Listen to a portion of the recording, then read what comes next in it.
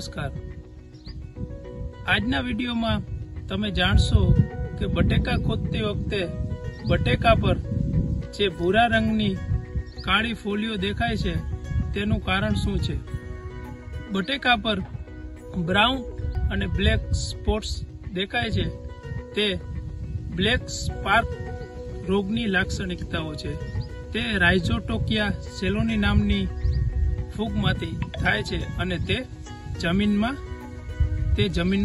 જન્મે છે અને આ રોગ તે જમીનમાં અને રોગગ્રસ્ત બીજના કારણે વાવણી દ્વારા ફેલાય છે। આથી ફણગાયેલા ભાગને પહેલા અસર કરે છે અને તેનાથી જ ઘાટા બદામી રંગની ફોલીઓ પડે છે અને કેટલીક વખત અસર પહેલા જ તે નાશ પામે છે। આ ફૂગ બટેકાની ડાળીઓમાં અને બટેકાની ઉપરની સપાટીની ધૂળમાં ચોટેલી હોય છે અને તેના કારણે ડૂબેલો ભૂરો રંગ પણ તે ફોલીઓ દ્વારા દેખાય છે અને ઘણી વખત ધોયા પછી પણ તે જતું નથી।